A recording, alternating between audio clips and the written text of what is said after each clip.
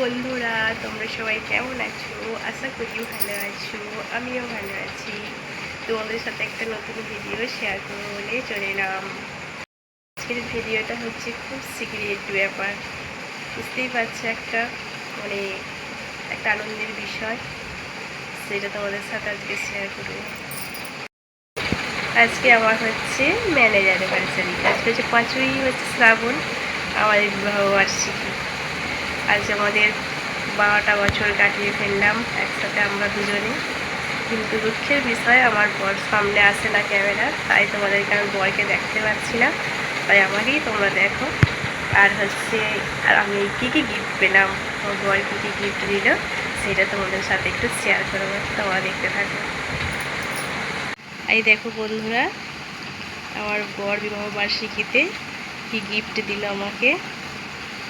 এই দেখো, রজনীগন্ধা ফুলের স্টিক, একটা শাড়ি, আর এখানে আছে তোমার শাখা বাঁধানো। এটা শাখা না, এটা কলা বাঁধানো। উপর উপরে এখন দেখতে পেয়েছো যে কলাগুলো হয় না, সেগুলো। এই দেখো, দেখতে পাচ্ছ কত সুন্দর দেখতে। দেখো, এই দেখো কত সুন্দর দেখতে।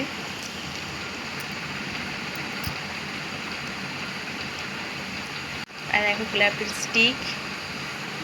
স্টিকটা কত সুন্দর লাগছে। এটা হচ্ছে আর একটা দুটো গোলাপের স্টিক।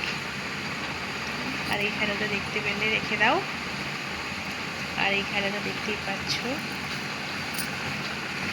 কলাগুলো কেমন হয়েছে, বলবে একটু তোমরা বন্ধুরা। দেখতে পাচ্ছ এই বিষয়। কেক কাটাটা তোমাদের সাথে শেয়ার করতে পারলাম না, কেন বলো তো, তোমার দাদাভাই সামনে আসে না ক্যামেরা। আর কেকটাও আমি দেখাতে পারছি না এখন, কারণ এখনো পর্যন্ত কেকটা এসে হাজির হয়নি। এইটুকুই দেখালাম আজকে।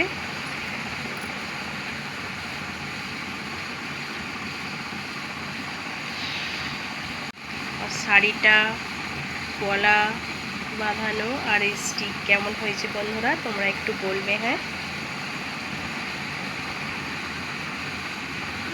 বন্ধুরা, আমার বর তো আমাকে গোলাপের স্টিক, শাড়ি, কলা বাঁধানো দিল, কিন্তু আমার তো কিছু কর্তব্য বললো আমার বরকে দেওয়া আমার এই 5ই শ্রাবণ বিবাহ বার্ষিকীতে। তাই জন্য আমি আমার বরকে কী গিফট দিয়েছি বলো তো, মাস্টারমশাই মানুষ, ওই জন্য আমি ওকে এই পেনটা দিয়েছি। কেমন হয়েছে বলবে বন্ধুরা। হ্যাঁ, এই পেনটা আমি আমার বরকে গিফট করব, কেমন হয়েছে তোমরা বলবে।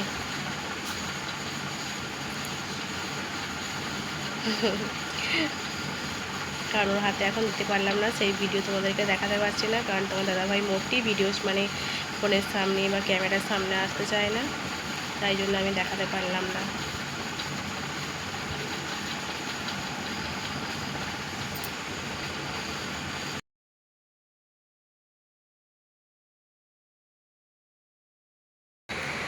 টাটা বন্ধুরা, তোমরা ভালো থাকবে, সুস্থ থাকবে। আর ভালো লাগলে ভিডিওটাকে লাইক কমেন্ট করে দিও। এখানেই আমি আমার এই ব্লগটা শেষ করলাম। আশা করি তোমাদের ভালো লাগবে। টাটা।